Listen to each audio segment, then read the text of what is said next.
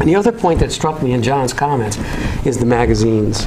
Any of us who stand at the checkout line of a supermarket, I think, John, you made strong reference to that. You know, it is 6 days to good abs, 10 days to losing 20 pounds.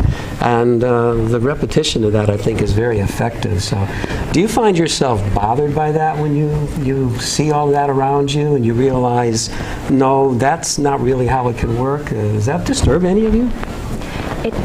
For myself, it does. I notice it as a woman and raising a daughter. I think about it constantly. Just the messages. You can't pick up any magazine in that checkout aisle that doesn't have some sort of weight loss, quick fix headline on it, whether any sort of magazine. And that's very disturbing because it isn't a quick fix, and it's not only about losing weight and being thin and being skinny. And I think even I subscribe to fitness magazines, and their headlines are also always about the quick fix or losing however many pounds or having flatter abs, and it's not about wellness. They're never wellness in terms of emotional wellness, physical wellness headlines. It's always about the quick fix, and it is very disturbing because it sends the completely backward message. You're not going to be successful, and it's not going to become part of your lifestyle. And it can be really powerful, particularly on middle school age children, I would think. Right. John also made another point that I thought was kind of interesting. He said, they show us the ideal body, which really isn't normal. It's not real body. You've got the airbrushing and the body tape, and everything's all this perfection. And as great a shape as I know for sure John is in, he understands we're not designed to look like bowling balls glued together. Skin is skin, living tissue is living tissue. So it's going to demand, maybe as you said, Coach, a new style of educating ourselves, because we seem to need help from outside ourselves. Not many of us seem to be able to do it on our own. It's like we're calling a vicious cycle. We're trying to keep up with our lifestyle, and in doing so, we're almost making our lifestyle worse off, Yeah, there's kind of an irony there. Yeah. Do you think the attention presented in visual and print media has had an overall positive or non-positive effect on our health-oriented behaviors? Kelsey, share your thoughts on that. I think the media attention does bring some positive effects. One statistic is that the consumption of beef fell 14% from 1984 to 1994, which shows that with awareness that red meat is bad for you, there was some response by America. But I also think there are many non-positive effects that need to be addressed because a lot of media either gives inaccurate or incorrect information. According to the Science Resource Center, only 10 to 20% of dieters maintain their weight. But diets, when they tell you, they never give you the statistics on how people maintain the weight. So people are drawn into this idea they can lose weight quickly, but there's no long-term solution. And I think the media often, as we talked about before, portrays the ideal person.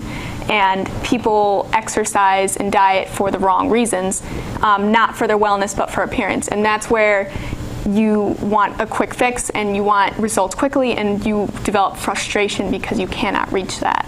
So I think there's a lot of non-positive effects from media. Well, I certainly wouldn't argue with that. Anyone have a comment they want to share in collaboration with what Kelsey has said? Yeah, it's a tough and it's a deeper issue. It's like our overall like wellness issue. I don't know how much we look into that outside of just our physical appearance or how we're going to be perceived by others. And there's missing is like that deeper inner like desire to be at every aspect of life, to be balanced and harmonized and positive and so forth. I don't know how to go about doing that. It's kind of really a tough solution. It's kind of like a distorted focus on what we might call lookism, and almost as though we want to remake the body and being that we are, instead of seeing what are the attributes I physically have. And I'm not so sure it's just a matter of feeling good about yourself. I know how important that phrase is, but maybe more important to feel right about yourself, because that's what's going to give you more comfort in doing those. But it's a strong circumstance for us to combat because of the depth of the problem. I think for young people, perhaps, one of the things we might say is there's a large absence of realistic, honest models for them. we adults who might actually, what's the old cliche, not just talk the talk, but actually walk the walk. And, maybe that would be something where we have to realize, just don't focus on, because there's such an easy way to just focus on the kids. When you hear a lot about obesity, it's always focused at the kids. We got to get the kids to realize it's not just you. I mean, it's us. And the irony is we're the adults who created the culture that you're living in. So we have a responsibility, I think, there. And I'm not so sure we're up to the struggle of taking it on, but I'd like to think we are. Any other comment before we go to the next question?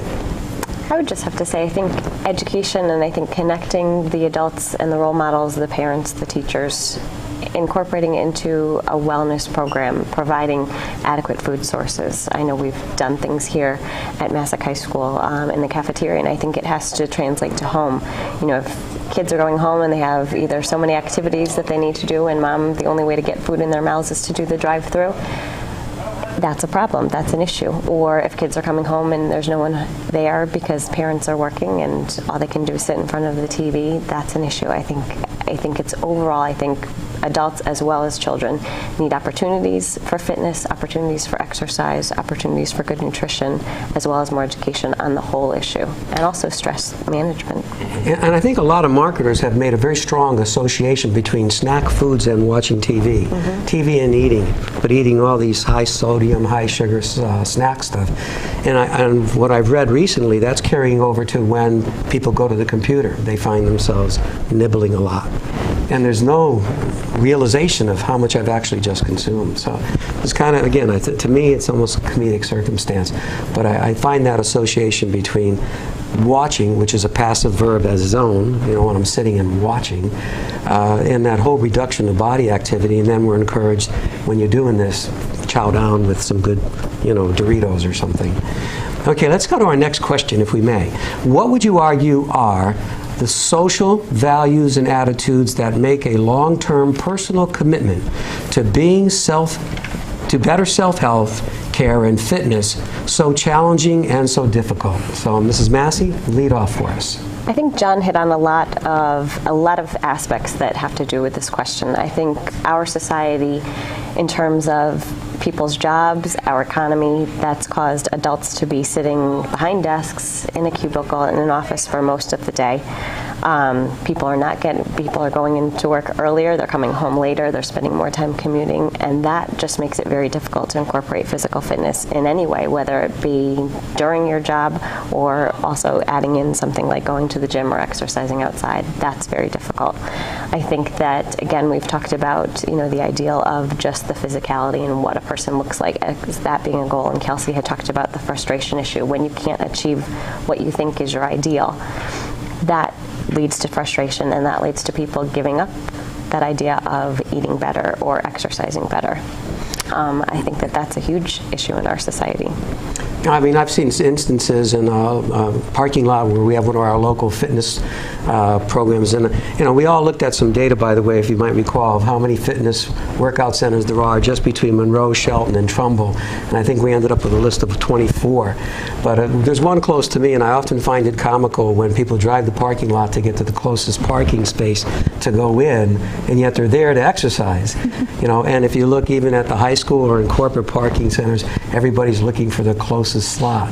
And so to me, again, that adds more of the comedy to it, but it's also kind of maybe a sadness to it. So